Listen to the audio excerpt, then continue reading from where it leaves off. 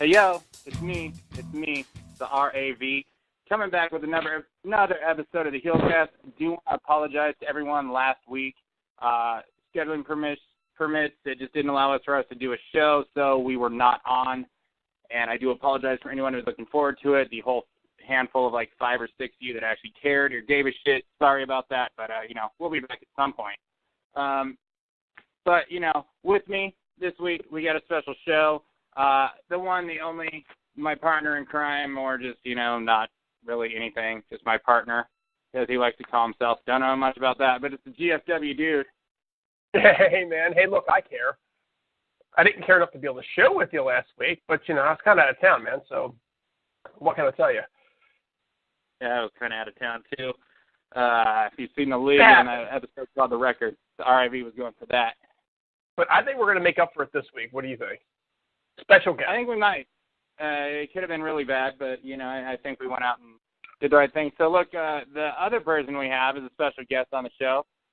You may have seen her with myself and BQ on one of BQ's shows a couple weeks back, but most of you know her as a hot girl in the front row at the Impact Zone.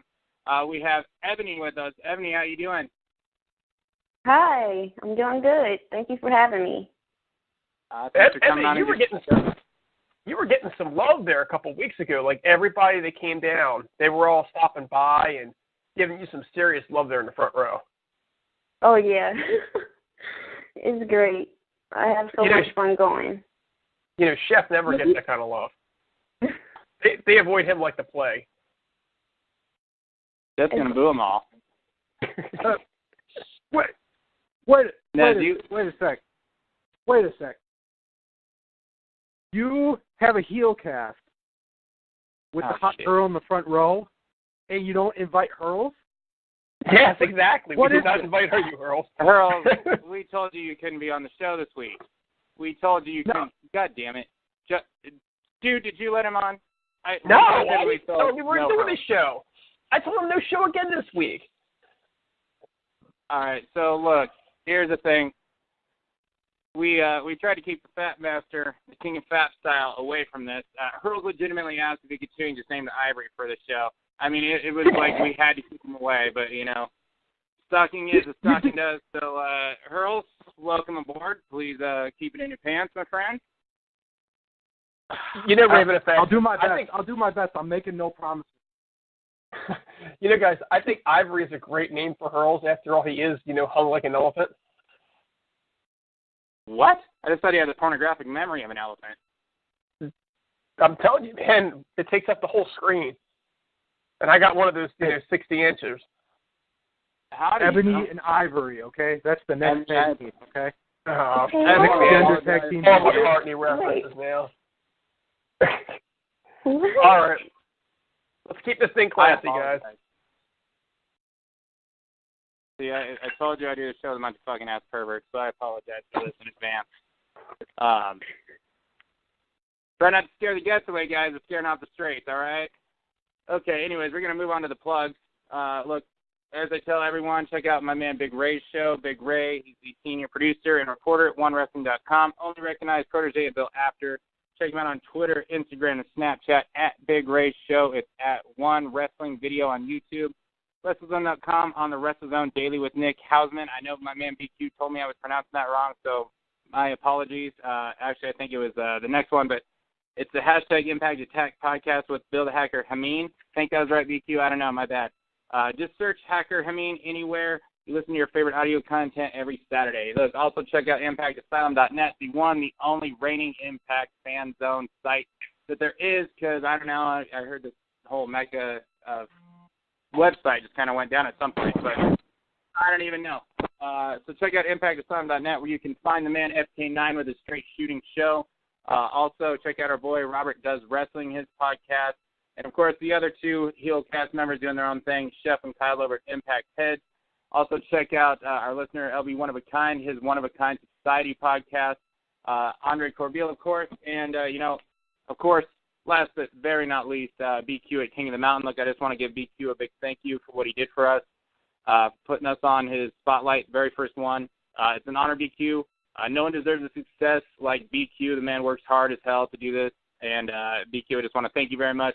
put that man over at all times. If you're not listening to BQ, I suggest you highly do it. So, and last but not least, guys, by the time this airs, we want to give Griggs a happy Heelcast birthday. So in case you didn't know, it is Griggs' birthday here in just a day or two, probably the time this releases. So happy birthday to Griggs. Happy birthday, Griggers. Happy birthday. Happy birthday, Griggs. Happy birthday, Griggs. Hit unmute. Had to pull his pants up and hit unmute, but, there we go. All right. Look, we're going to hop into the news. So, oh, wow, the RIV is falling over. I just fell down. So, anyways, news a couple weekends ago, not this past weekend. This is recording Monday, so not this past Friday and Saturday, but Friday and Saturday prior. Impact GFW went out and did house shows. First house shows in years. I guess is it Staten Island was the one that actually drew a decent crowd at the ballpark. The other one, it didn't look too promising there. But hey, the bottom line is they did it. They got people to show up to the building. Everything I heard, people had fun. Ebony, did you know anything about the house shows or hear anything about them? Well, yeah, I heard about it. I wanted to go. I heard it was great. I also heard the whole Eli throwing shots at El Patron, something that I loved. I heard that too. I heard you love Eli too. I saw him bench pressing you with his hand at one point around, was it Slammiversary? Was that right? It was Slammiversary, the meet and greet. Him and Bobby had a little competition with who can pick me up the highest. I'm going to go down and just take a wild guess and say Lashley probably won that easily. I'm going to say Lashley's taller, right? What? Yeah, I think, he's like 800 times stronger. He's yeah, taller. but, I mean, I refuse they could probably both to lift pick a her. winner. Who did you choose? Nobody. I refuse to pick a winner, so I plead the fifth. Oh, okay. My bad. GFW dude, since you got so much to say, thoughts on the house show? Glad to see that they went over well. Kind of tired of listening to people talk about how many people were actually there versus not there. Those of you know who you are. Had to start deleting comments on Asylum over the house show numbers. Look, guys, they did a great job. They proved what they needed to prove. That they can put on a house show, that they can put on a successful house show. The bottom line is it's going to come down to how much money do they make. How much they get. Ebony mentioned meet and greets, right? How much they make off the meet and greets, how much merchandise they sell, what kind of pictures that they take and sell. That's the stuff that's going to make or break those shows. And those are numbers that we're not privy to. I heard they sold out on a few items. Mostly like the LAX gear or something. I also heard that. I heard the LAX sold really well both nights. But I can get a segment in, right? Since I wasn't invited to the show, I can get a segment, right? Sure, Hurls, just keep it in your pants, buddy. I'm sorry, man. It's, just business to business, right? You know me for the last. I'm coming on a year now on the Heelcast, and you couldn't get me the one show that Ebony comes on. Okay. Anyways, the house show the first one, Staten Island, I believe the building holds maybe 500, and they were about 450 or so. So it's not too bad considering the capacity of the building. So the merchandise, I guess, was sold really well. I heard the matches were really good. I heard everybody had a really good time. So I think the house shows, for them being their first ones in 2 years, I think they were a success. So hopefully we'll see some more in the future. Yeah, Hurls, look, buddy, you have been doing this. We didn't get you on because of the guests we had on. But look, dude, it's because you're coming on a lot of other things, not just a year, okay? That's the reason why. But yeah, Ebony, you brought up a good point. Rumor was, and I guess not a rumor, but Eli Drake was throwing shade on Alberto El Patron. I don't know if this was a shoot or not, but does anyone have anything they want to say? I hope he does it again. We do have Alberto's biggest fan here with us, that's for sure. I hope he does it again at this upcoming taping. We're going to get into it up. You're going to be there front row. A little later. We're talking this later. GFW dude, anything on the Eli Drake shade at Alberto? Nah, you never really know exactly what he's doing or why he's doing it. You know what I'm saying? Is it a storyline that's coming into play? It's just not like Alberto. Who knows? But it gives you something to talk about, and that's probably what they're going for. All right, so let's move on, especially talking about moving on. So Angelina Love, former, was she a 6-time, 7-time knockout champ? I believe she's still tied for number one most reigns, but she also, much like her, I believe still her husband, Wesley David Richards, requested her release from GFW Impact Wrestling, and it was granted that. So Angelina no longer with the company. I enjoyed her and Davey together, I'll say that. I liked the match at Slammiversary a lot. I liked what they were doing with Eddie and Alicia. It's disappointing, the Knockouts roster's thinning out. It's sad to see another original go. Someone who's been real detrimental to the company. And I'll say this, as far as knockouts and stuff go, Angelina's a bona fide Hall of Famer for this company, at least in the company formerly known as TNA. So, yeah, those are my thoughts. It's disappointing, but, it's also not a huge loss. But, the Knockouts roster's kind of thinning out. Pearls, I'm sure you're our secondary expert on the Knockouts roster, so I'll go ahead and kick this one over to you. There was some confusion, I think, as to the reason she requested her release. I've heard some people say that she's leaving the business to go be a nurse, but I'm not sure if I buy that because she's retweeting things that are about wrestling. It was kind of strange too because she was talking about how she wanted to be Gail Kim's last feud before Gail Kim retires. So maybe she requested her release because she wasn't being used, and maybe she figured she wouldn't after Davey basically leaving the company. So if that's the case, good luck to her, and hopefully she, whatever she does, she's happy doing.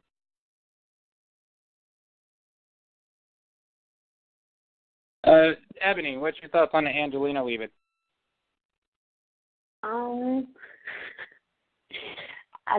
just saw her a few times, a few of her matches. I thought she was pretty good. It was a short return, but she left with a bang. That Slammiversary match, I loved it. It's a big loss.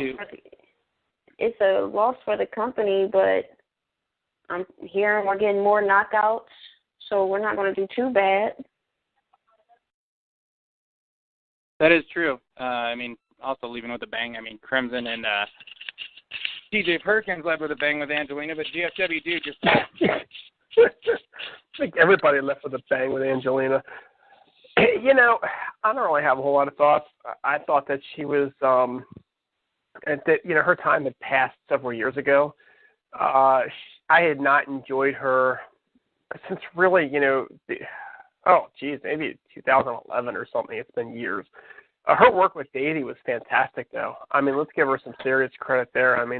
They came out, they were just nasty and disgusting and despicable yet lovable all at the same time. So, in my opinion, she was probably doing the best work that she's done in years. But, if this rumor of a split between her and Davey is true, and look, guys, I'm not here to spread rumors, and, there's kids involved, so I'm certainly not hoping that to be the case anyway. But if that's the case, then that kind of ruins what she would have going on, and then Davey decided to step away. So there probably wasn't much left for her anyway. And if you look, they got a youth movement in the company. And I hate to say it, but the knockouts, they age faster than the guys. It's whether it's right or wrong, it is what it is, right? So it's probably about time that she moved on. I'm just hoping they get to see a little bit more of Alicia because I don't think we've really got to see a lot of her, and I'd like to see more of her. Yeah, I do want to wish her the best in whatever she does and goes on to do. No hard feelings toward Angelina. It was definitely her best run in a long time, and, thankfully they didn't try and recreate a Beautiful People reunion again. But speaking of a beautiful person, I'll admit it, man. So rumor is, and I'm fucking happy as hell this is the case, but John Hennigan, a.k.a. Yes. John Morrison. What's that? I love him. Yeah, Yes. He's amazing. Johnny Mundo, Johnny Nitro. So he's rumored to be at these tapings. And Ebony, I'm going to kick it to you. You going to mark out with a sign for him if he shows up on Thursday? I've been working on a little something for him. Yes. A sign. Just in case. I'm going to have one just in case if he comes. I've been working on a little something for him too, but apparently he's not into my booty exercises, so I'm a little disappointed. But man, this dude's a game changer in my opinion. I mean, he's not like the best promo and everything, but I mean, this is a guy that adds to literally every division if he wanted. Maybe not the Grand Championship, but GFW dude. I don't know if you're too familiar with the guy, but Johnny Good knows what we're gonna call him. Rumored to be at these tapings, almost a lock is what I'm hearing. Your thoughts on this? And then we'll go to Riddle. My thoughts are Raven effect. I think you need to get a room, man. Gosh, man, you blew a lot faster than Hurls on this one. This guy better be like phenomenal or something. No, I don't watch WWE. Everybody knows that. We know what happens when I do watch it. Once in a blue moon when I don't have a TV set working. And I don't really get into lucha either. Everybody says that he's a great talent, but we'll see what he does for the needle, right? I think what Impact is going after right now is they're actually taking a step back, and instead of going after the fans of WWE, they're actually going after the ROH fans a little bit. We're seeing that with some of the guys they've been bringing in. We're seeing that with the Matt Sydal push and ACH. And, Hennigan, again, to reach out to some of those other promotions and to try to suck in some of their fans, the type that actually pay for things at house shows. It may be more what they're going for at this point. If that's the case, then he might move the needle that they're trying to move, But in the meantime, hey, like I said, but every talent, if this is a talent that's going to contribute to the show, if it's a talent that's going to work well with the other folks on the roster, it's not a carbon copy of something you've already got, do it. Bring him in. Let's see what the guy's got. I'm just going to put this out there. He's better than El Patron. Way better. I second that, actually. He's way better. I think that them bringing in John Hennigan kind of brings a falsehood to the rumor that with the Lucha Underground talents that they can't appear until season 3 is over with. And there was also this rumor that there was a 90-day no-compete clause. So if John Hennigan shows up on Impact this Thursday, does that mean Rey Mysterio can show up sooner than we thought as well? And if that's the case. I got a question on this one because I thought that I read that they could use them, but they could not use the same names they use in Lucha Underground or the same characters, but that they could use them, just not with the same personas. Okay, so then yeah, I guess he would be able to show up, but I don't think so. That would make sense then too, because Rey Mysterio would probably have to wait it out since his name is, what else are you going to call him besides Rey Mysterio? Right. So, but no, if John Hennigan shows up, I think that's going to be really cool because the guy can do almost any style. I mean, I remember watching him on Tough Enough, and then, him and when he was Eric Bischoff's sidekick, and then Eminem, he had a great team run with The Miz as well. And then, when he started branching off on his own, I don't think he ever got the proper push that he deserved in WWE. So I'm really excited to see what he does on Impact, and I think he's going to fit in whatever division they put him in. Yeah, I think so too. He fits in the X division. He fits in the world title division. Obviously, can do some tag team wrestling. Yeah, I have no idea how they fucking decided The Miz was a better talent of those two, and especially for the rumored reasons as to why. It just blows my mind. But man, this dude is like an amazing athlete. He's a very good-looking guy. I'm not gay, you know, no homo, but he's a good-looking guy, man. I'm not going to deny that. You can't deny that. You can't. You can't. No, you can't. You look at him and you're like, okay, I'd hit that, you know. And I was like, he's like Tom Brady. You can't. I can't look at him and be like, okay, if he attempted, I wouldn't say no, kind of a thing, you know. Like he's pretty. Now I gotta Google him. Dude, those abs that this guy has. Is he better looking than I am, Raven Effect? I mean, it's a toss-up, but you know. Okay, it's close then. It's tight. Very tight b-hole. Let's see, Destination X. There was a pre-show that came out on Friday somewhere. It is now available, so anyone can check it out. Pearls, I think you'd be the one that would watch it if anyone here has. Thoughts on it, buddy? Unfortunately, I have not seen the preview show. I was a little under the weather over the weekend, so I did not get to see it, unfortunately. I'm hoping to watch it before Thursday. I only saw a portion of it. How was it? It was pretty good. I mean, the editing was great. The promo. I mean, I just looked at it because someone told me they saw me on there. BQ actually told me he saw me on it. Someone's conceited. What?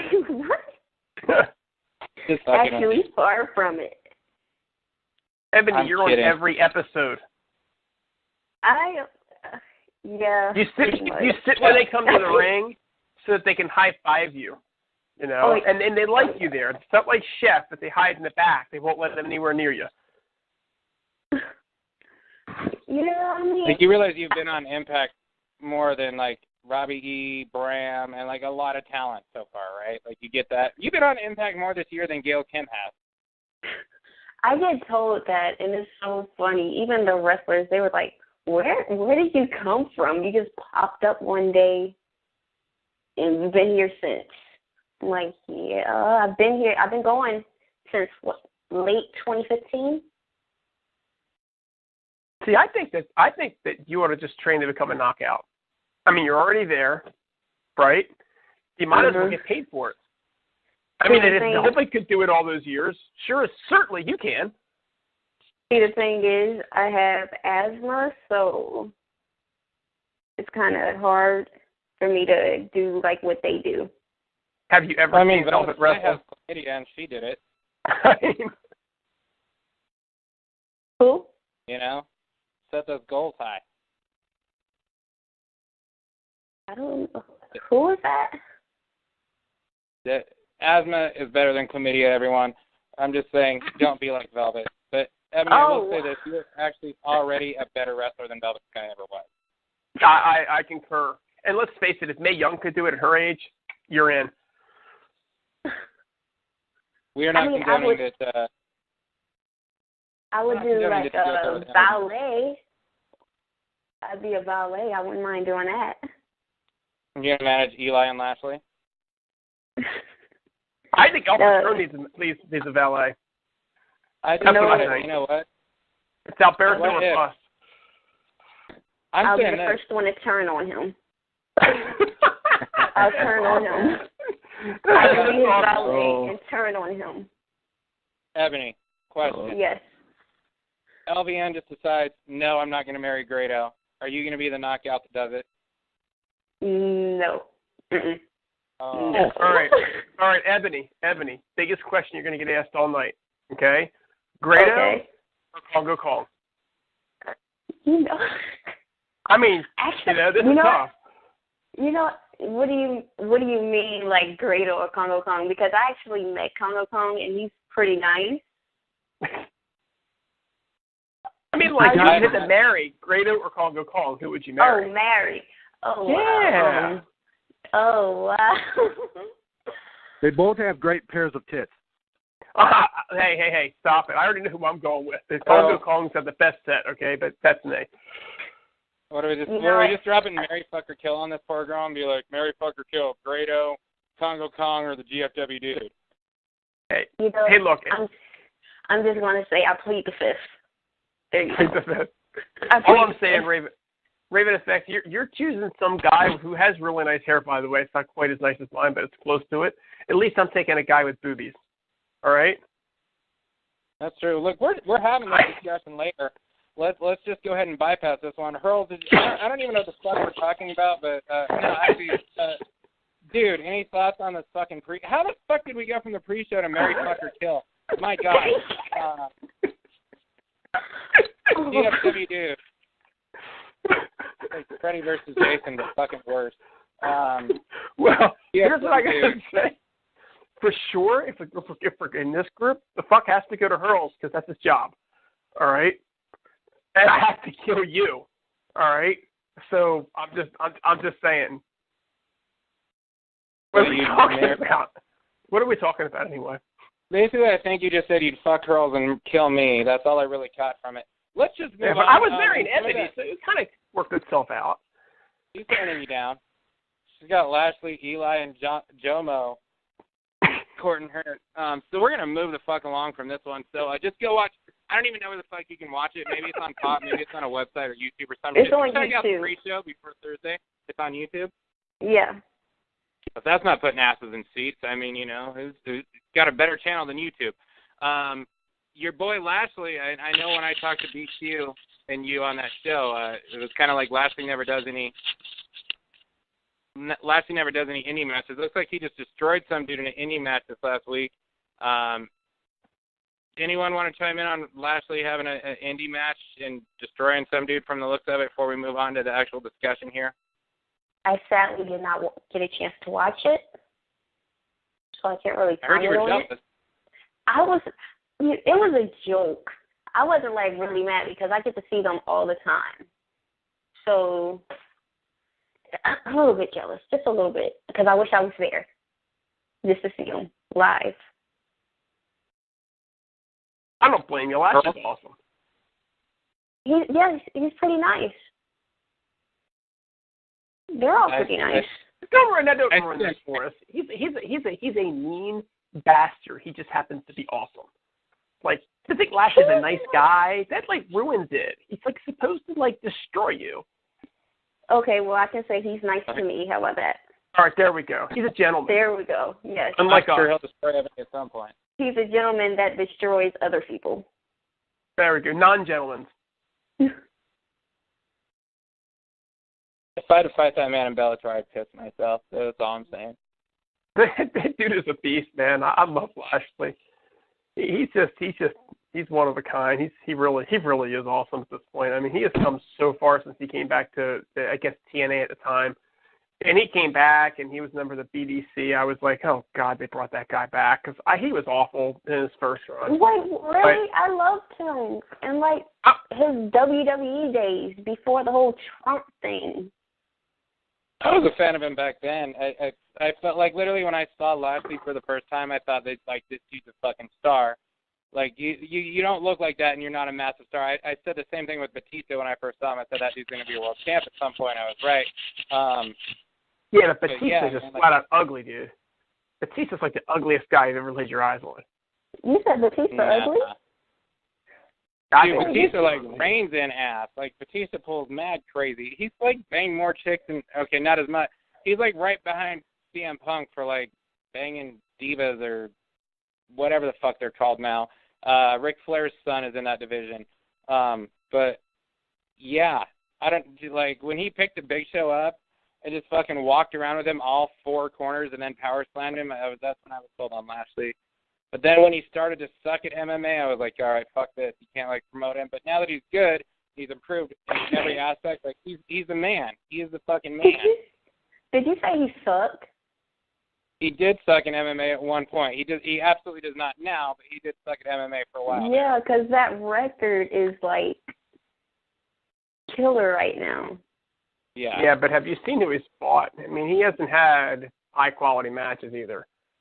I mean, he's not in there with the top brass of the UFC. The one match that he did lose, he, like, literally did a shoot when he fought the guy in a rematch, and, like, the guy's, like, knee gave out, and that was the end of the fight. I mean, like,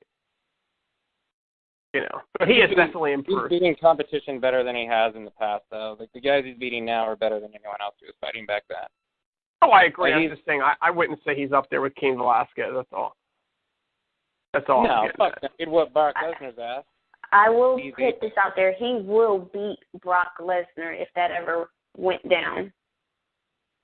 I would bet my life. I would bet every dollar I have, which is like 5 of them, he would kick his ass. Brock is all talk. Brock is roids who can't take a punch. He gets a pussy beat into his face by Cain Velasquez. That's what it is. And everybody else's fault. Yeah, pretty much. You can't take a punch, for real. You can't. I'm not trying to. I don't know. No, I'm not trying to throw shade or anything, but have y'all heard Brock's voice before? His what? Yeah, his it's voice. Pretty... It doesn't match his body at all. No. Oh yeah. I agree. It sounds like childish. This is a dirty hillbilly who has to get off on killing animals because that's all he can do with his small dick and steroid out balls. Fuck that guy. Pearls? So we're fucking Brock Lesnar. Right? So now we're fucking Brock Lesnar too? No. Who are we marrying? Pearls? We're going to kill somebody. Yes. I would kill Brock. Just murder that son of a bitch. Well, then you might as well marry him. See, he gets the trifecta. I'd gold dig that motherfucker. I know he's got dough, for real. Like, he's got money. Gold dig Conor McGregor. I swear to God, Hurl, talk now. All right. No, I'm a huge fan of Bobby Lashley. I liked his WWE run. He was getting a really good push before he left. He had a really good match with John Cena. And when he left WWE, I actually emailed Dixie Carter. I have no idea if she actually read it, but I said, sign this guy because he's going to be a game changer. He's built like a tank. He can move super quick. He's improved so much since his first stint to his second stint. His matches with Bobby Roode and Austin Aries were really, really good. And that's when I really started to pay attention to Bobby Lashley. I mean, as far as being one of the best workers in the business. So, what can you say about Bobby Lashley now, though? He's already a 4-time champion. He could easily be a 5-time champion. The work that he does, he's definitely, I want to say he's Mr. GFW right now. Because he's a guy that you can always count on to deliver a great match. So, yeah, Bobby Lashley, if I'm GFW, I would give that guy a 5-year contract. I don't know how many years are left on his deal, but I would extend him to another 5 years.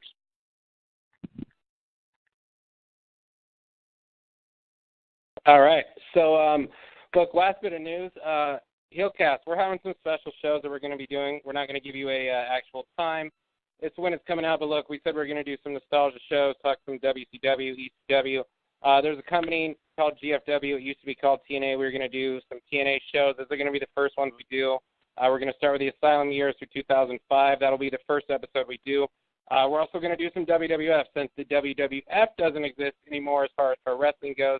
Probably start at Hulkamania until the stupid name change happens. So, look, we got some special shows coming out for everyone that I think we're going to have a lot of fun doing, and we hope you guys enjoy them too. So just look for that in the future. Just can't tell you when.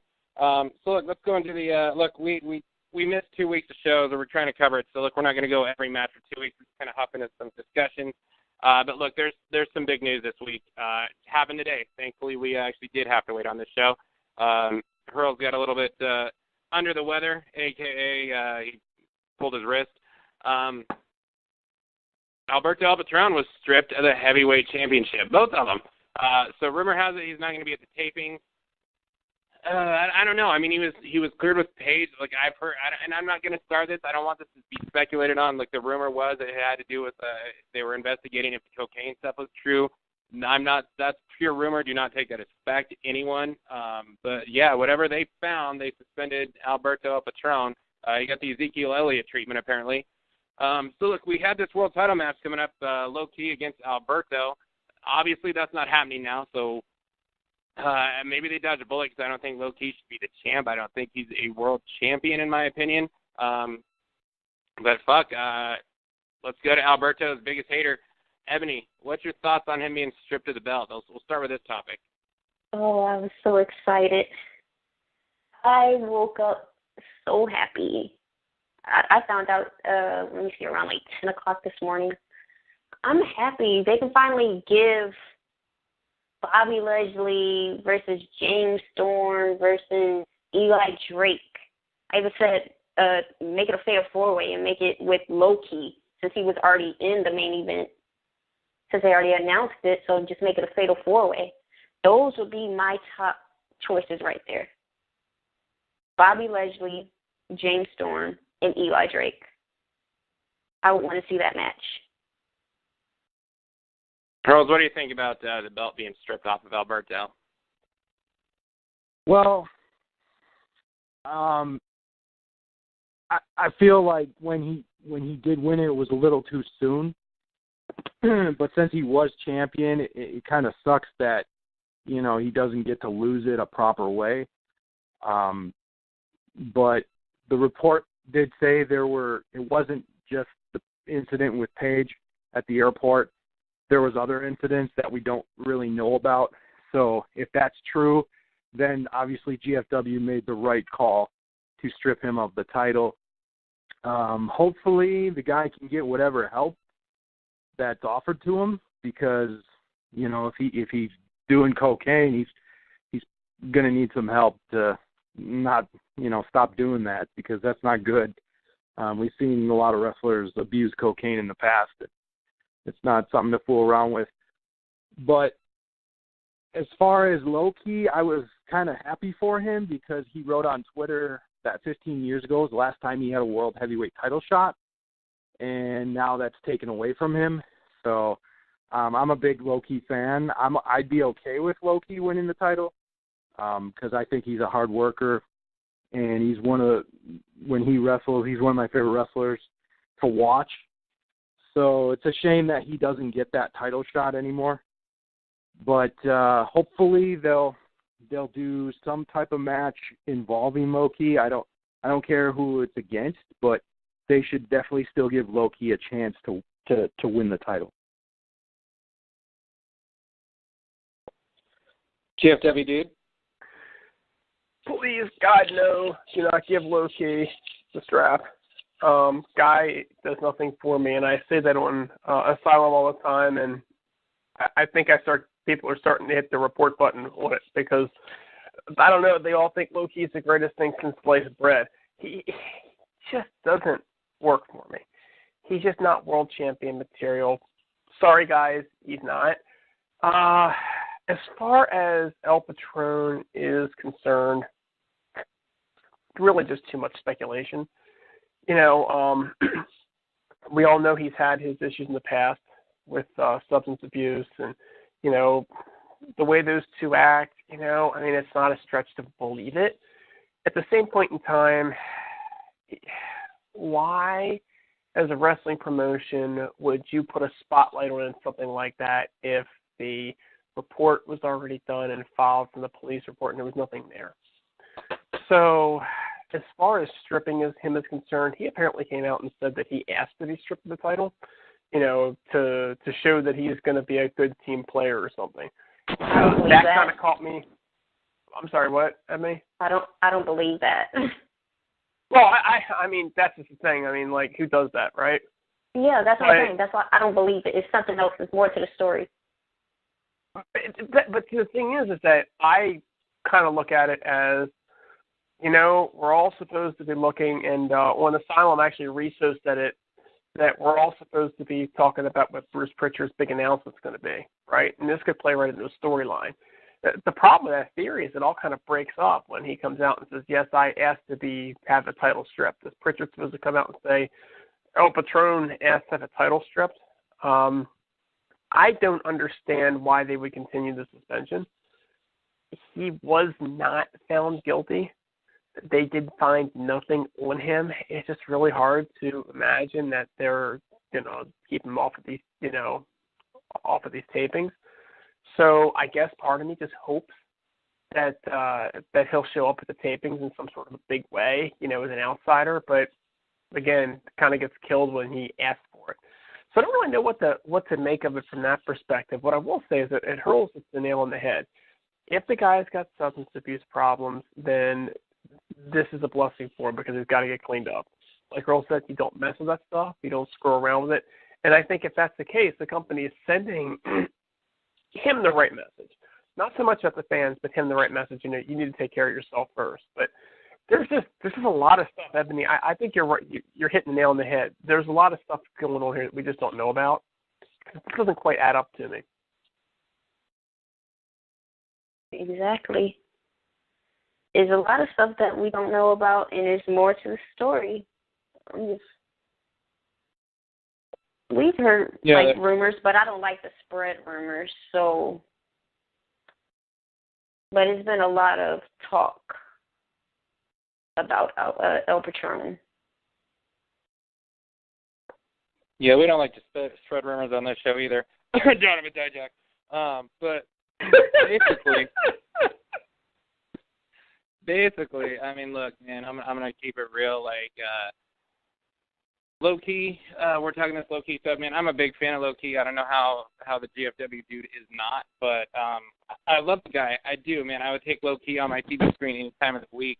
But look, the fact is, dude, low key isn't like the best fucking model employee either. Like, low key up and leave has left TNA how many times and all these other companies. I don't think that he's a world title material. I mean, Grand Championship, tag team, all that. Like, dude, like, yeah, put this guy on TV all the time. I love watching him wrestle. And he's a phenomenal talent, in my opinion. I don't know that he's a world champion material. Like, if it's between him and Seidel, like, by all fucking means, put the belt on low key. But, Alberto, disagree. I don't really disagree, I know, man. We're getting there, motherfucker. Don't worry.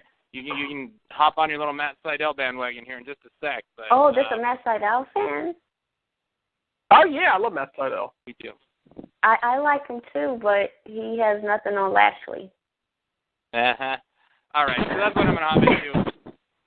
Okay, so we're going to put our fantasy booking caps on. So, Ebony, I have a feeling you're going to tie it in here, and I think you kind of already told us, but, okay, you're in charge. What do you do with the world title? What do you do Thursday night?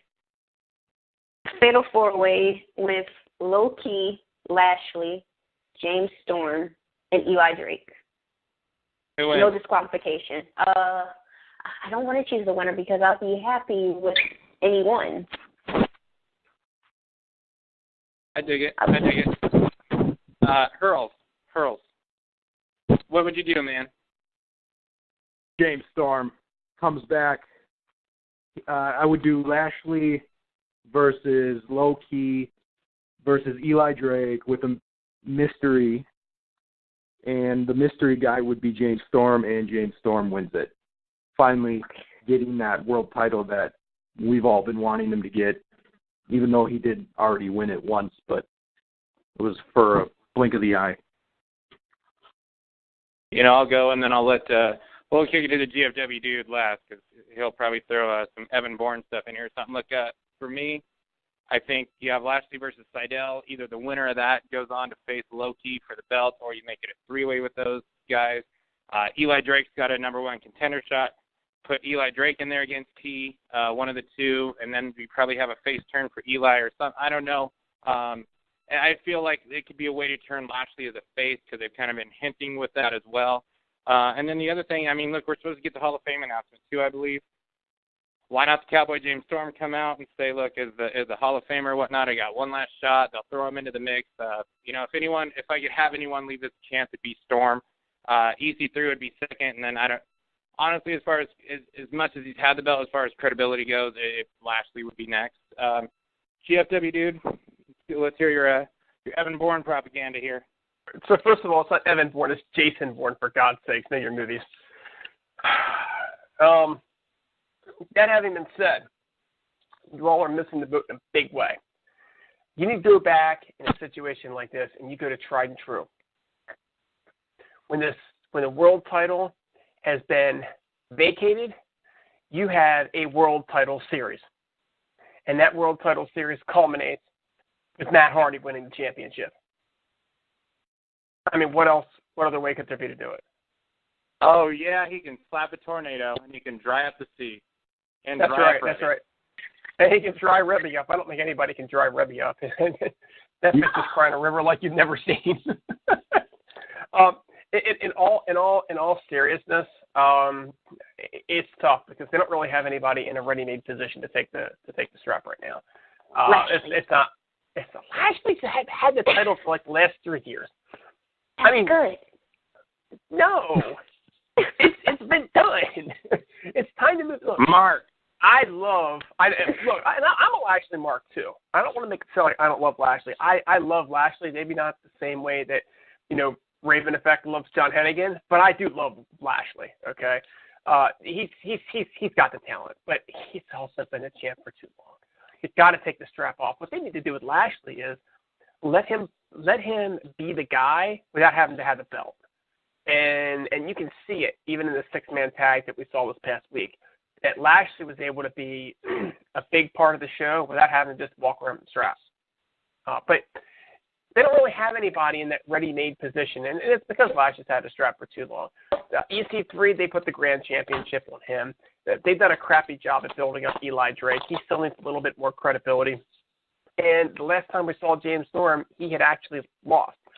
We talk about Matt Sydal, and the simple fact is that he's been there, 10 minutes, 20 minutes? I would not be surprised if Matt Sydal didn't walk out with the belt. It wouldn't shock me. It really wouldn't. I don't think it's the right thing to do. They either need to do a Bound for Glory series out of this, right, and build to a gauntlet for it, but not World Title Series, Bound for Glory series, and then maybe culminate with a couple matches at Bound for Glory to do it. That's probably the best way. If anybody's going to walk out with the belt this Thursday night, I think it has to be James Storm. I'm not sure how they do it creatively, but I don't know who else that you would pick. Yeah, this is why I fucking love this show, for real. Because, like all these things pop into my mind as this gets said. I mean, you said EC3 is a grand champion. Look, I don't think anyone here can dispute the fact that someone who's going to be the world champion at some point was the guy who used to be that grand champion. Why not Moose? Is Moose ready? No. Ebony, Moose, is he ready? No. No? No. I'm a huge Moose fan. I think if you built him up to Bound for Glory, I would say yes, but not this Thursday. Not right now. Well, let's call a spade a spade. I'm not going to say that either one of you guys are wrong because I actually completely agree with you. But, at the same point in time, if I said Chris Sabin, Eric Young, Magnus, and Magnus might have been built better, but he just had a crappy run. Those Moose guys, more credible than any of them. That's what I'm saying. Moose is more credible than any of them. So on one hand, I agree with you. He needs more time. On the other hand, he's in a much better position than Eli Drake is. Okay, but what about Storm? Yeah, look, we don't like Storm. Yeah. Ebony, dear. Storm is my Lashley, okay? So Storm is my John Hennigan, okay? I have a thing for guys with beer. What can I tell you? Raven Effect's drinking a beer right now. So apparently he drinks Heineken, from what he says anyhow. So I absolutely love James Storm, but yeah, this is possibility. Honestly, maybe next year. It's a good year. point, Raven Effect. Here's what I want to say too. So, okay, one, I'm just gonna make a brief point real fast. Look, anytime you're gonna put that title on Ethan Carter III, who's a more handsome man than John Hennigan, I'm all for the franchise being the champ. But look, so let's say Alberto did fucking say, hey, strip me of the belt. Anyone see it as maybe this is selfish? Why doesn't he just go out, put over Low Key, have LAX beat the fucking shit out of him, write him off TV that way, come back with an angle and a feud? I mean, do you think it's kind of fucked up? Hey, he's not going to put Low Key in LAX ever? Because look, LAX is hot as hell. LAX is hot. LAX is real hot, especially if that stuff about them selling out at the house shows, I mean, GFW dude, you kind of see what I'm getting at there? Do you think maybe it's something like that? I think if they had somebody that wasn't Low Key, I would say yes. But Low Key is now going to be the main guy coming out of LAX. He's been in there for 2 weeks. They're going to put the strap on him. You know? And he needs to lose a suit. Look, low-key will not win me over until he loses the stupid suit, okay, and gets a new finisher. Because jumping up the top rope and stepping on somebody's arm is just not working, especially in the exhibition. I actually like the suit. It's different. Yeah, but then again, I agree. Then again, I am a girl, so. I mean, this is true. This is true. My wife likes me in a suit too, so that might tell you something.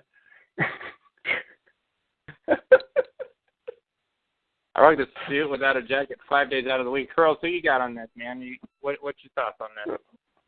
Well, I don't know if Loki was going to win the strap because from the reports that have been going out, it kind of seems like Alberto is supposed to be champion all the way to Bound for Glory because the reports are saying they have to change their Bound for Glory plans now. So I'm not real sure if Loki was going to win, but now, I mean, now anything's up in the air, and I think Loki has just a shot as anybody does. As far as the suit goes, I actually don't mind it because it kind of makes Loki stand out that much more. And I dig the whole Hitman thing. It's kind of cool. You know, when was the last time someone really wore a suit?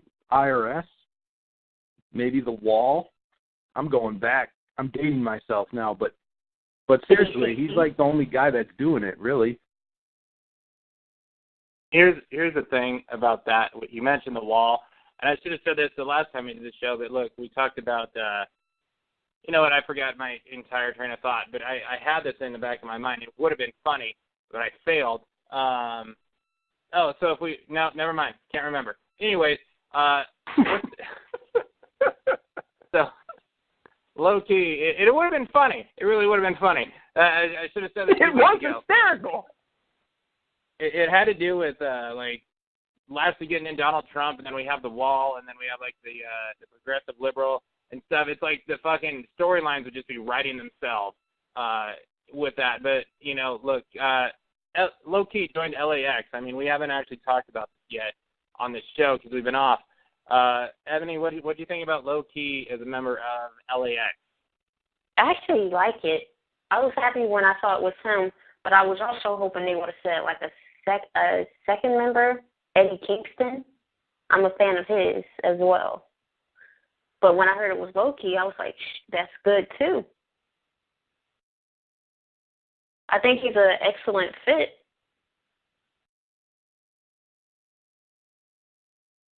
Harold, what do you think about it?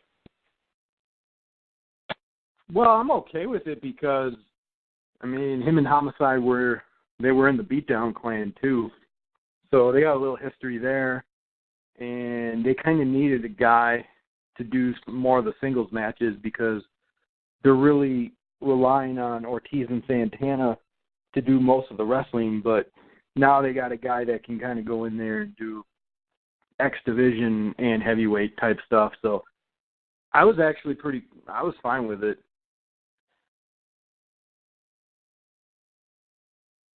You know, when I think about low-key and LAX, the first thing I think of is, I mean, I'm not really sure, what nationality he's from, what his ethnic background is, if he's even Hispanic. It doesn't seem like it to me. What do I know? He's from Brooklyn, right? I think that as far as how he carries himself, he's a perfect fit, right? And how he operates, he's a perfect fit. My only issue is they seem to be making him the more dominant member because they don't really have anybody that can wrestle. You know what I'm saying? Like Homicide's injured, and nobody wants to see Conan in the ring.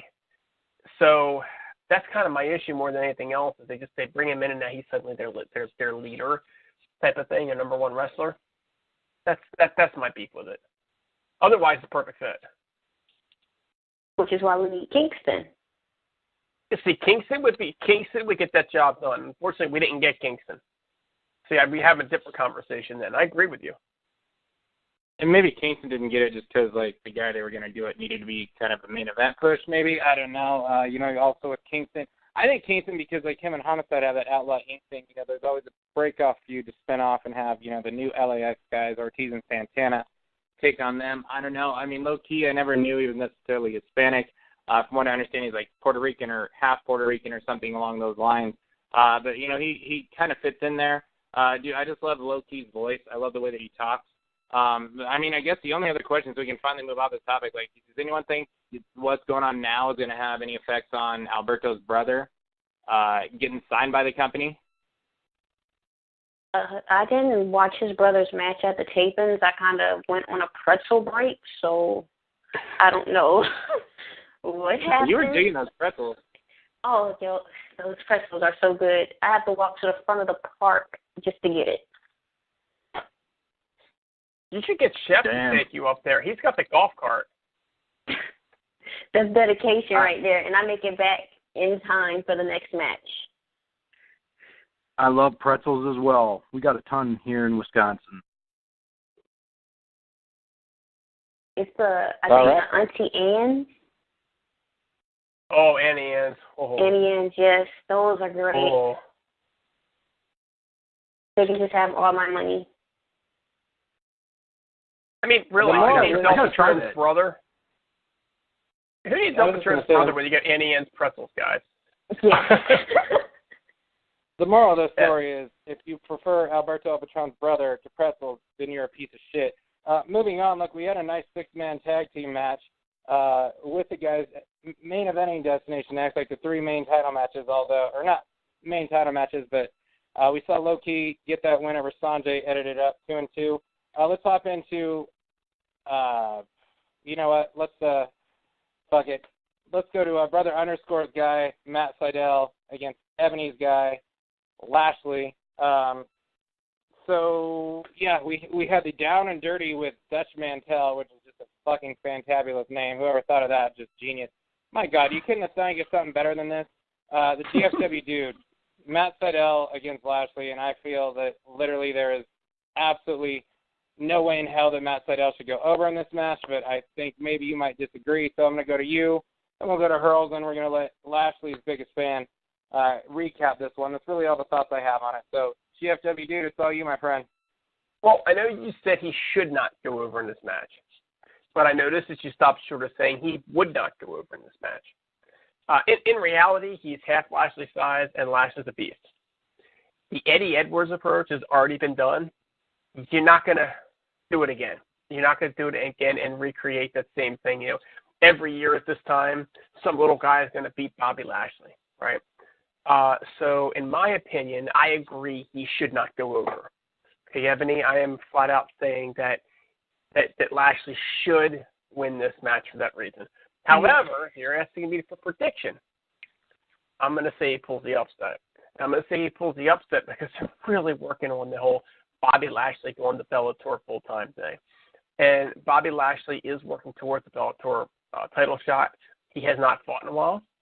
He has to have a match coming up some point in the non-too-distant future. I don't know, Raven Effect, you may know if he's got one scheduled or not. I don't believe he does yet. And my guess it's about time to write him off TV to make that happen. So this is the opportunity. Why it's Matt Seidel as opposed to somebody else, I don't know. Now, it's also possible he could go over here and he could kind of lose his push towards the end of the tapings. He could be written off later. You know, use him to basically, you know, write him off more towards, could do some marathon tapings here toward the end. But in my opinion, I have a feeling that Seidel is going to go over. I also have a feeling that Seidel is going to cash his quote-unquote shot for any title that he wants in for a world title shot, simply because this is Destination X, and they like to showcase the X Division talent, and nobody else has that, you know, win and get a shot. And I think he'll wind up in a world title match in the not-too-distant future. I'm not saying this should happen, Earls, but I think, I don't know, it's looking like it.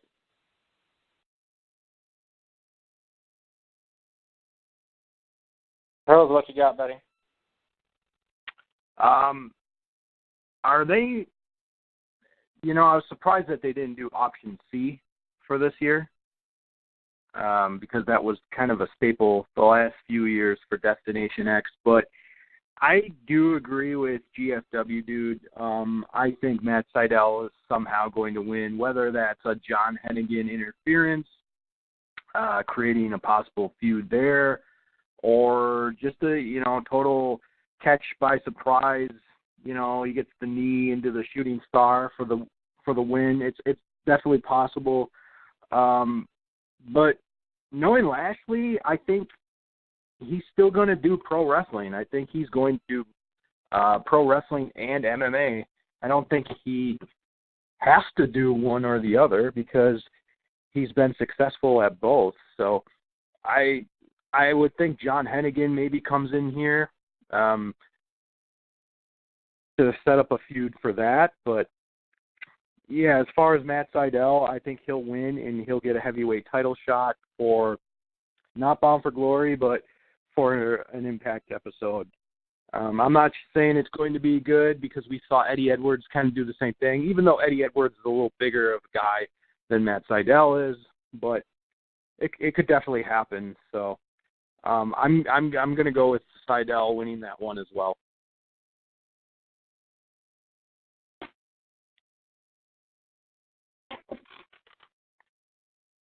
Ebony, sorry, my mute button got messed up. My bad.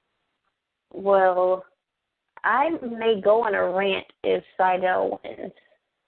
I don't want him to win, but it's looking like they're going to push for him to win. But it's not realistic. Look at Bobby and look at him. The size that's like David and Goliath, really. I don't like it. That's all I have to say. I don't like the match because I have a feeling they're going to let Sydal win. I think what they can do is maybe make Sydal in a losing effort, but you say you're going to go on a rant if Sydal wins. If Sydal were to become world champ, I will go on the biggest tirade in the history of this show. It'll make FK9 seem tame on his show at times. Look, the other title match that's pretty big right now is Trevor Lee against Sanjay Dutt. I was very critical of Trevor Lee on this show not too long ago, saying I wanted him nowhere near it. I will go ahead and eat a big old fucking piece of humble pie and say I take that shit back. Trevor Lee has been fantastic. Dude's killing it. I want Trevor Lee to win this thing. And I'm like Sanjay's only fan, and Sanjay's nothing but love for you. But, man, Trevor Lee is just tearing this shit up. Maybe that's why they didn't have option C because, Trevor Lee couldn't necessarily cash in on it. Ebony, you're there. What do you got on this one? I'm actually hoping Trevor wins. Sanjay's had it long enough. He's had it since, May or June? So I'm hoping Trevor wins. You see Trevor Lee, I don't know. A lot of us wanted to see Andrew Everett get that win. What you got thoughts on Andrew Everett at all? Oh, yeah. I would have preferred them giving Andrew Everett the title shot over Trevor because Trevor's done this back and forth like 2 or 3 times now. So I think Andrew Everett deserves a title shot coming up. If Trevor wins, it should be Trevor versus Andrew. And now I remember when I did the show at BQ with you, you wanted DJ Z in that tournament too, in the X Cup. Do you think DJ Z is going to be back in the X division on Thursday night too? I really hope so. And then he can possibly come back for another title shot. After a while, he works himself up again. Because I'm tired of them letting people come in after 2 minutes and getting a title shot like Alberto. Alberto was only there for 2 minutes, and he's already world champion. Former, actually. But don't you think, though, that because DJZ's been there before, if he came back in... Oh, no, that's not towards him. No. I'll be fine if DJ won this Thursday. If he was to have a match, I'll be fine with that. I'm talking about any newcomers. Okay, that's cool. You're on the same page now. Yeah. GFW dude. Sanjay, honestly, I have just never been a huge Sanjay Dutt fan. Although I'm going to give the guy mad props here. He finally wins the X Division Championship, which in theory you could argue he booked himself to win, and he immediately takes a back seat and he immediately lets Trevor Lee be Trevor Lee. Just think about the caliber of human being that takes, right? Where Trevor Lee is, the buddy who will remain nameless, but, might be sort of like a Green Lantern. Talked for him the whole time and wouldn't let him be himself. Sanjay Dutt gets his title ring and says, you know what? You walk around with my belt. I'm not even going to be on the show most of the time. The storyline's a little bit awkward with Sanjay constantly being run out by the security guards because that makes no sense. But he's letting Trevor be Trevor. So Trevor Lee is on fire. He's got to go over here. But you guys already said it the best, and that is, you brought up Andrew Everett. I think Andrew Everett is a fantastic talent. I think he's been royally screwed since he's been at Impact, and not being able to be himself and show what he can do in the ring. And as far as I'm concerned, I think that they need to try to find a way to let that guy shine as well. I just think he's been screwed. So I like to see him and Trevor at Bound for Glory. Well, speaking of screwing Andrew Everett, Hurls, your thoughts? I love how we all have different opinions on wrestlers. It's good because I am not because I feuded with him on Twitter. I'm just not that big of an Andrew Everett fan. I'm a huge Sanjay Dutt fan. I mean, he's one of the original pioneers of the X Division. I was so happy when he finally won the title. I say right now, Trevor Lee has been on fire with him stealing the belt and Sanjay chasing it. But I see Sanjay Dutt winning this match and finally reclaiming the X Division championship, and then possibly bringing in someone at Bound for Glory to take it from Sanjay. I don't know who that guy should be, but I'm totally fine with Sanjay keeping the title at least till Bound for Glory, because I think he deserves this type of run just for all the work he's done for TNA/GFW for the past 15 years. So just my 2 cents on it. Not taking anything away from Andrew Everett, but as of right now, I would like to see Sanjay keep the title for a while. Speaking of pioneers, we have the women's wrestling pioneer, the Knockouts original pioneer. So, look, there's been the Sienna and Karen Jarrett saga and whatnot, the mystery opponent stuff. So it's been revealed that it's going to be Gail Kim. So we got Gail against CNN, which I think is going to be a really good match. One thing with Destination X I'm a little worried about is that I'm fitting all of this into 2 hours. A little bit of an overrun, but Gail, Sienna, man, I don't even know. I have no problem with either girl going over and winning this match. Maybe have Gail win by a DQ or a countout or something if they have to. But man, Hurls, let's just carry right back to you. Gail, Kim, Sienna, what you got? I think Sienna retains. I don't know I would imagine she's going to cheat somehow. That way it keeps Gail chasing for the title. I don't think Destination X would be the right time to give the belt back to Gail so quickly. I think they got to keep the belt rolling with Sienna. Especially since I thought her first title reign wasn't that great. So I think they really need to make the second title reign for Sienna that much better. I say Sienna hopefully beats Gail Kim this Thursday. Ebony? I'm fine with either one. I like both wrestlers. Yeah, I'll be fine with either one, but I have a feeling Sienna's going to win this one, and they'll probably give Gail a title shot at Bound for Glory. And the GFW dude? I'm with the rest of you guys. I don't really know that I care who goes over, and a lot of people don't want to see Gail go over because she's Gail, because she's had the belt so many times, but she's earned everything she's gotten. At the same point in time, let's face it, Sienna's as classy as they come. That gal deserves nothing but great things. What would I like to see? right? If we're gonna put on our fantasy booking hat, I'd like to see Sienna go over in this, but I would like to see Gail win it next week. So they get a mini feud with Sienna and then set up Gail versus Rosemary Bound for Glory. Because if you ask me what the dream match that I really want to see, the feud done right, and I want to see that feud done right between Gail and Rosemary, and I want to see the torch officially passed to my sis.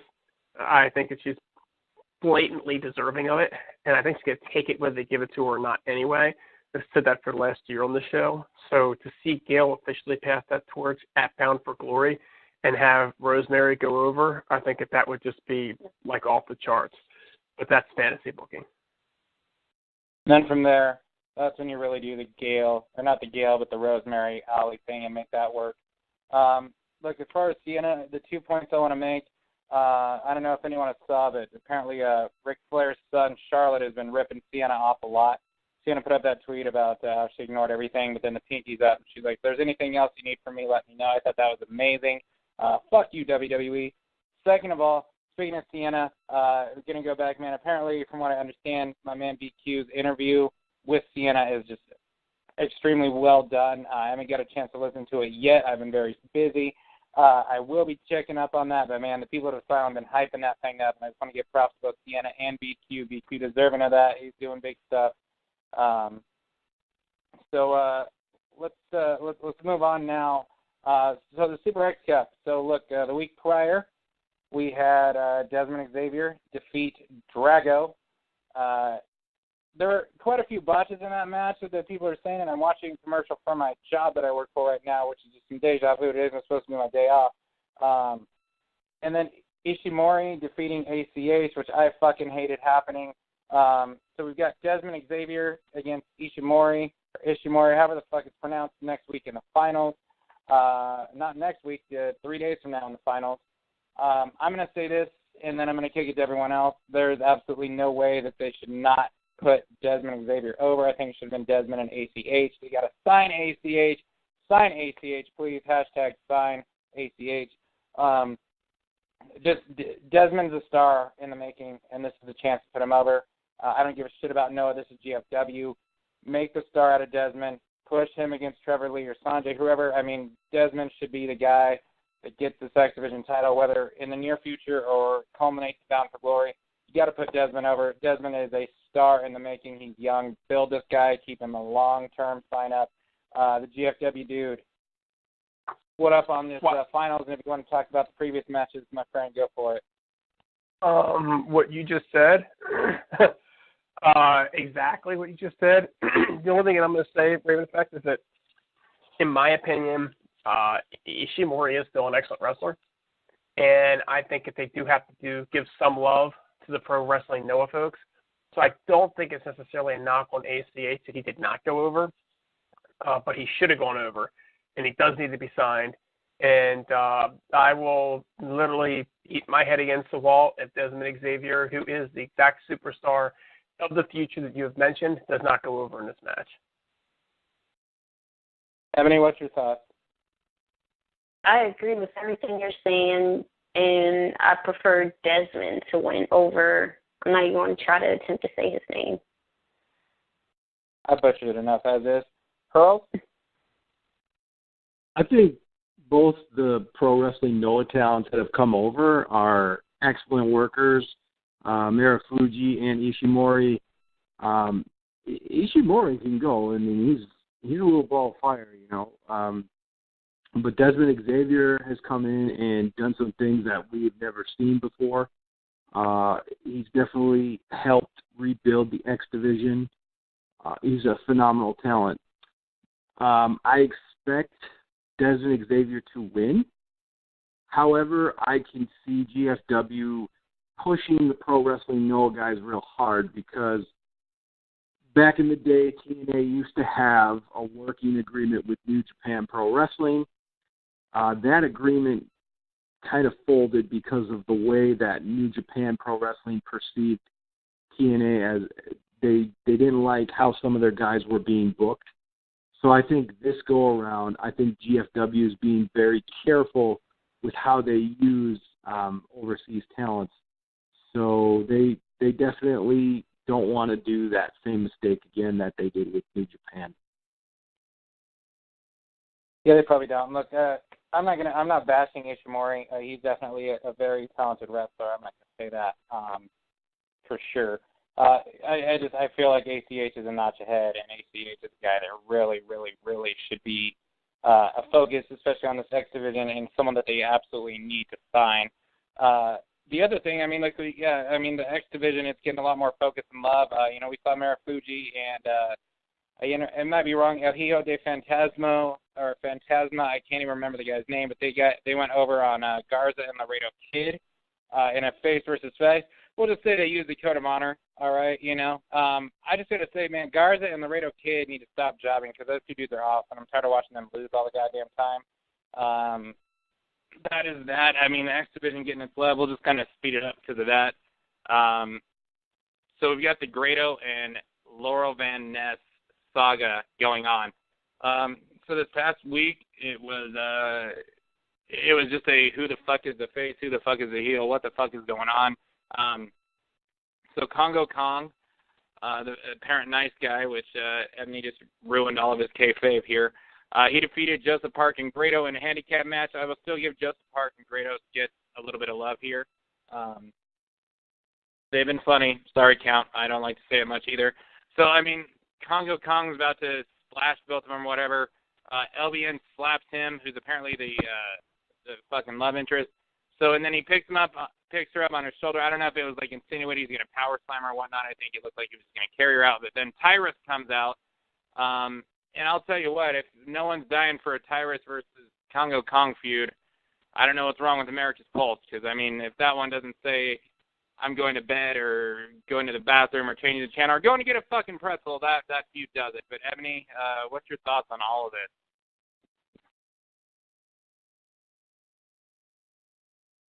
Ebony? Are you still there? Yes, I'm still here. Sorry about that. All right. No problem. That mute button. Yeah, that mute button went. But I don't know if you guys seen. I always bring Tyrus Suck signs. Have you guys seen that? I have not seen a Tyrus Suck sign out there. I applaud you for it, but you've never seen my Tyrus Suck. I've been bringing them for like 2 years now. Well, I better see one on Thursday. I think it's the sheer volume of Tyrus Suck signs that we're not seeing it. No, I think I'm really the only one, but in this one, I would have to go with Awesome. Ooh, I call him Awesome. Congo Kong on that one versus Tyrus. So it's safe to say that you like Awesome Kong over Tyrus. Grado was kind of a no contest, but definitely Congo Kong over Tyrus. Congo Kong over Tyrus and Congo Kong over Grado. Okay. Poor Grado, he can't get any love. I'm just not a big Grado fan. I don't know. I'm not a fan of the dancing and all of that. I like wrestling. I go to see wrestling, not to see people dance. It's a good point. And thank God we don't have to watch Tyrus dance. Because that doesn't seem like that would end well. No. I'm with you, Raven Effect. This is time to go get the pretzel. Do you know what I'm saying? In fact, you know what would be really awesome, Ebony? If you would show up with a pretzel at the match after those two, just to kind of like prove to the world that you actually did leave for it. Because this just looks like a terrible snooze fest. I'm not sure what they're doing with Tyrus. He's just some kind of an enforcer forever. It never gets off the ground, and they just keep redoing it. It's like, why? And now all of a sudden he's going to come out and he's going to take on Congo Kong. And yeah, they're huge, but they're not interesting to watch together. I think Congo Kong's got some possibilities. They could probably do a lot with that guy, but this is a snooze fest, Raven Effect. It's a total snooze fest. Hurls? I'm glad that they actually found something for Tyrus to do besides stand behind Bruce Pritchard. But as far as the match goes, I don't think it's going to be very good.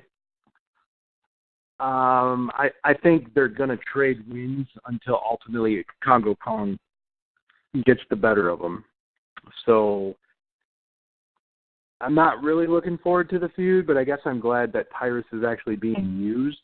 I think personally he'd be better in some type of tag team at this point, but at least I guess he's getting something to work with.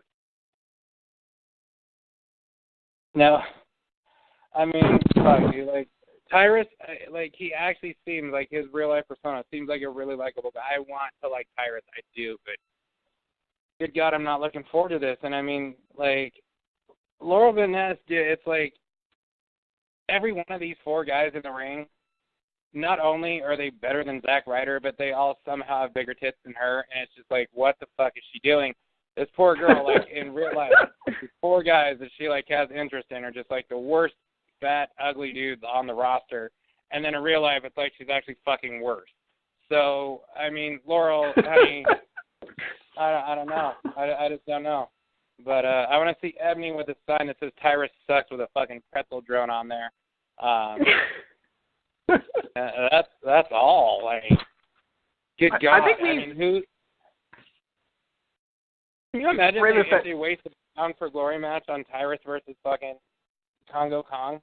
Can you imagine paying money for a pay-per-view that's going to have that shit on there?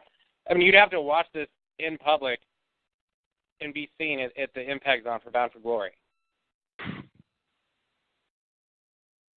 DFW, dude, what were you saying?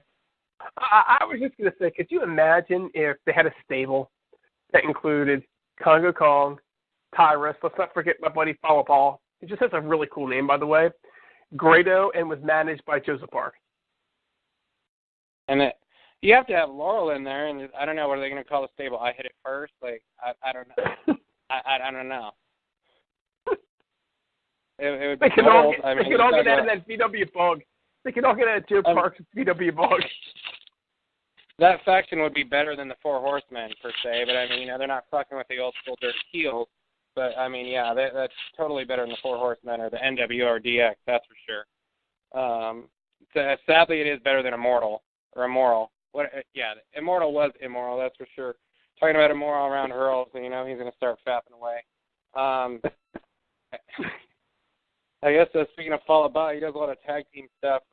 So, look, we had the VOW came back. They started the feud back up with LAX. Immediately went into some fucking street fight. LAX still gets that win. I believe LAX has never been beat in a tag team match. They got their ass kicked in like a fucking... Or no, they did get beat by Lashley and Alberto. And then Alberto beat them all. But so LAX, good match. Like, I enjoyed the street fight. LAX retaining. Look, we got Ohio versus Everything coming out. Reno Scum is apparently cleared to return. I know a lot of people are really anti-VOW except for Hurls and myself, but what do you think next for LAX? OVE? Is it Reno Scum? Is it a combination? GFW dude, all you. As long as it's not more VOW. I mean, my God, I think if they've been building up to do something with, El Patron and his family, but now that seems to be up in the air. It all depends on if El Patron comes back. If El Patron comes back, he may wind up in a mid-card feud against LAX. If he doesn't come back, I think you flip a coin and you decide who you're getting to go against them. I don't think it's going to be Mario Baccara and Falabal, but it could pretty much be any of the rest of those teams. Personally, I'd rather see OVE come in and have a mini feud with somebody else first to kind of get to know themselves. That might be a good one for them to take on Mario Baccara and Falabal to kind of get them, entrenched in things. Here is a statement for you, Raven Fact. Why don't they just re-sign Crazy Steve? Yes. And bring back the K? I love Crazy Steve. We love Crazy Steve here. It beats the shit out of me. I don't know how to answer that with an honest opinion. Well, you mean with an honest opinion, just not an untainted one.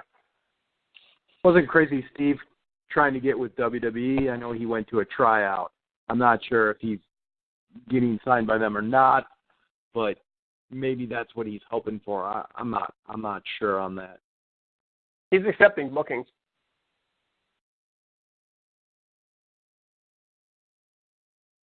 Yeah. Pearl's tag team feud thoughts? If any? I think they need to pick a team that they want to get behind to dethrone LAX, because it still doesn't seem like anybody is on LAX's level. No one. And, you know, I think, like, it's almost reminiscent of the Hardys. Like, when they were the champs, nobody could beat the Hardys. And now it's kind of like they brought in a bunch of teams, but the only ones that are really doing anything is LAX. So if they bring in OVE, I hope they make them look strong and actually pose a threat to LAX. And Reno Scum, too. We still barely scratched the surface of what those guys can do. We haven't seen them that much. And Laredo Kid and Garza Jr., I agree with you, Raven Effect. I think they're being underused. I think they're hell of a talents that they should do more with. So there's a lot of good tag teams they have, but they need to start making some of the other ones more credible than they have been. What about the DCC? I would love for them to come back.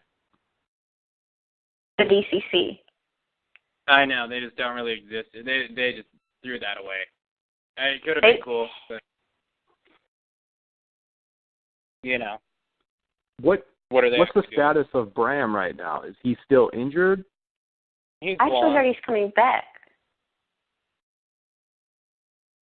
Good, I hope so. I heard he's coming to this set of tapings, actually. I wouldn't be surprised if Robbie E's on his way back, too, I would imagine. I don't know if they were going to do something with... $40. $40. Anyways. I heard he's coming back to wrestle Donovan Dijak. That's what I heard. Hey, Dijak is a hell of a talent. Unfortunately, rumor is that he did get scooped up by WWE. And I sadly to report, I think this one is true. Holy fuck! There's a device that actually has people put on their socks. That helps people put socks on. Like, how fucking lazy are we? I'm sorry, this is blowing my mind right now. It's like, oh, and a way to take it off too. There's a stick to take your socks off. What in the hell are you talking about? I'm watching ESPN Fantasy Football Countdown, and there's like a device now that is made that like fucking you just stick your sock on this machine and put your foot in there, and that puts on your sock as opposed to just, you know, lifting up your leg and putting a fucking sock on. And there's a stick, like a back massager thing, that you use to just take off the sock. It's, how are we so fucking lazy today? That's all I'm saying. Yeah, Heelcast. Fuck socks. Hurl, speaking of tube socks, you're the one on top of all this stuff. Hurl, is there anything from the past 2 weeks that I've really missed out on bringing up on these shows before we just send everyone out? Anything you can think of? I mean, relevant and important, you know what I mean, over the past couple weeks. Right. Not that I can think of. I mean, we hit the X Division, we hit the Knockouts, we hit the World Title, we hit the Tag Team Grand Championship. Do we want to speak on that? EC3, Moose? Oh, that's right. You know, we did have a new Grand Champion. We did last week. Not last week, but the week prior. The show we were off. So Eden Carter III is the Grand Champion. This will be the last time we'll go on. So it was a tie, and then Bruce Pritchard scored it at 10-8, giving it to EC3. EC3 kind of treated that belt like it was a significant other. It was a little bit strange. I mean, I'm glad EC3 is getting a push. That's my guy. I think he's the face of this company, or should be. But I just think he's a little above this belt. I'd like to see the format change. I don't know what to think of it. I hope this projects Moose up to the main event status. Hurls, we'll go to you on that. Thoughts? You know, I'm fine with it. Like, I think we got swerved. We were basically thinking that Bruce Pritchard was there just to screw over EC3, but it ended up turning out that Bruce Pritchard was the guy that awarded EC3 the belt. I don't think the feud is done by any means.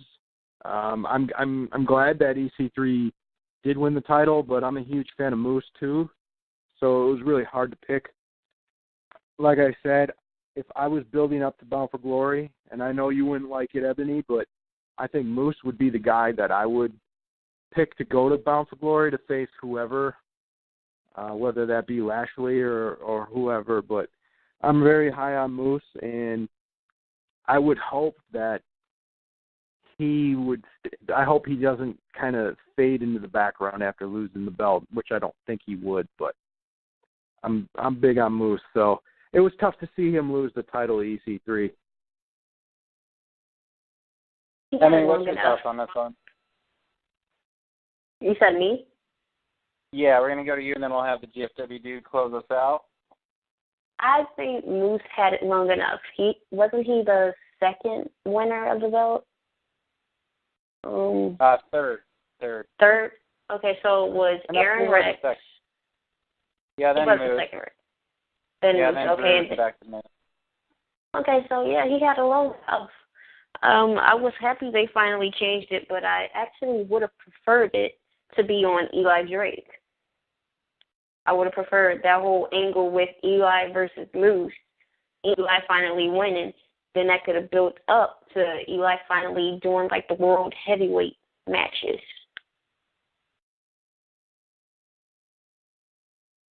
GFW dude, I'm going to close us out, and I'm going to send out the show for next week. Yeah. So, the Global Force Global Championship just needs to be put out the pasture. I hate this stupid championship. It does nothing for me at all. The rounds, the scoring, the fact that there's only title matches. The big title matches are going to get 5 rounds. So guess what, guys? We're going to get 5 rounds at Destination X, although probably not because there's so many other shows on the card, or matches on the card. Just getting rid of it all together. I'm happy for EC3 actually getting the push. I think Moose goes on to bigger and better things. Raven, with that, before you send this out, I do want to send thoughts and prayers to the entire Flair family. As much as maybe Charlotte stole a gimmick from Sienna, Rick is in the hospital, not doing very well. It's pretty, they're asking for prayers. So for absolutely, my thoughts and prayers are with Rick right now, the entire family. Rick is, one of the icons, the true icons of the professional wrestling industry. So, all, WWE versus GFW aside, Ric Flair is just one of those guys that, we should all be thinking about right now.